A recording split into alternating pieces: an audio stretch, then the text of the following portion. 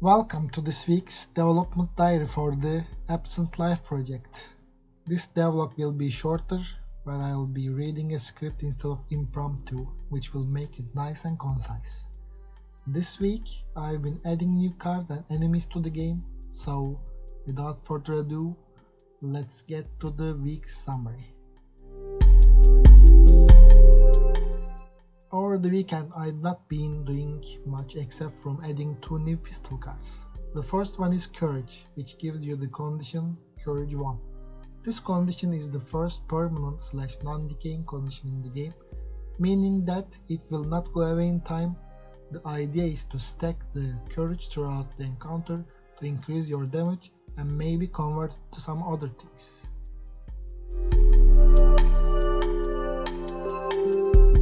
The second card is called Self-Assured. It synergizes with the Courage card and lets you convert Courage 1 into Strong 2.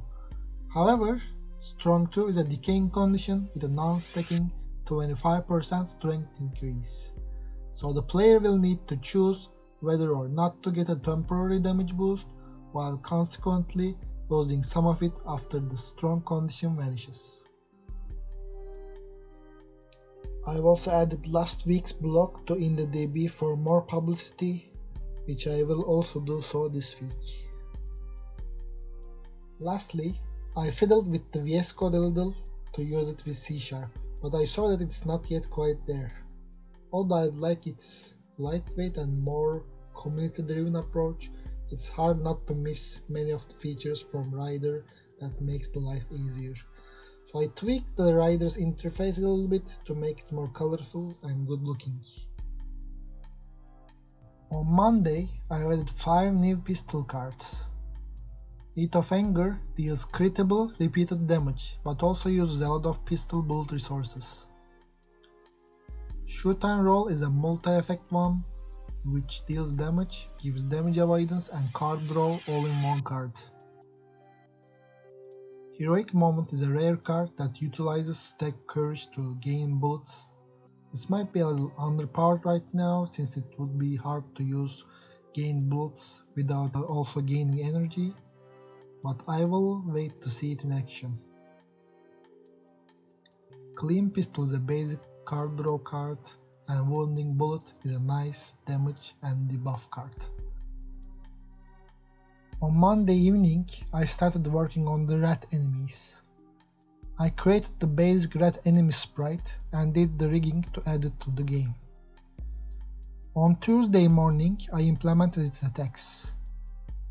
Although being the first encountered in the game, rats will be fast enemies. Basic rats will deal small physical damage. They have a triple damage attack, which they will make once every few turns. Later on, I went on and added the last 3 pistol cards into the game. Shoot from Cover, a generic deal damage and buff yourself card. Land Gun, a card that lets you buff an ally only if they can use pistols. Arrogant Gangster, a powerful courage source with a downside, it debuffs you. I then started the implementation of flashlight cards, which consist of more support type cards than damage dealing. Blinding Flash applies a small stun to the enemy. Blunt Hit is a damage card for players that will want to build a flashlight damage deck. Since flashlight cards use battery charge as a resource, I needed to add a source item that will give the player that resource. I added the AA battery item, which is worth 2 battery charges by itself. I also added the penny item, which will be the source for the coins. I also went ahead and remade all the icons for the resources and weapon types to be more suitable to the game's pixelated style. On Tuesday evening, I added the Sick Rat enemy to the game. This enemy applies poison to the player characters, reducing their physical attack and defense. I also gave the basic rat the ability to inflict bleeding with its triple attack. Bleeding is a damage over time effect that will inflict damage based on its stack count. On Wednesday, I continued working on the flashlight cards. I added the next 5 starter cards for the flashlight. Flash Step is a basic draw card that you can add to your deck at the start of your run. How nice! Focused Light introduces a new damage type, Light Damage. This damage type will be very effective against Darkness type of enemies, and can be described as the magic damage of the game. Distraction card gives Stealth 1 to all allies. Stealth prevents an entity from being targeted by foes. Flicker staggers the target, meaning that their time bars will be reset, delaying their next turn. This will be very effective against slow enemies. Maul is a damage card that synergizes with the blinded effect, dealing more damage at the presence of it. On Thursday, I gave a break to adding cards and focused on finishing the residence area enemies. I added the Bloated Rat enemy, which is a slow mover, heavy hitter type of enemy. Its physical defense and health is high, and it can give itself more physical damage with its thick skin move. Later on, I worked on adding the first boss into the game, which is King and Queen Rats.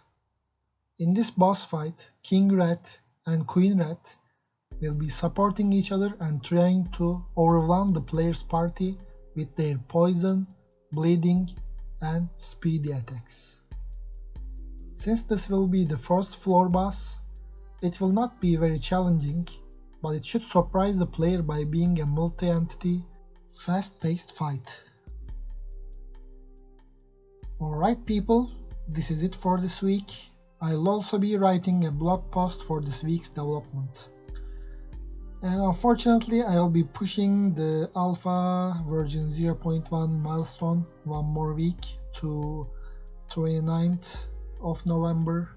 Next week I will try to move on to the street area enemies, which will be the camera head robots. There is also the need to design and implement the decision event content for both of the areas. And of course I need to finish adding the flashlight cards, which there are 8 to design and 13 cards to implement. Next month I'll be doing my military service, so I want to give my friends a demo that they can try while I'm gone. Well anyways, please subscribe to my channel and follow me on Twitter. Join my Discord, let's have a chat there, and thanks for watching, and see you guys next week. Bye.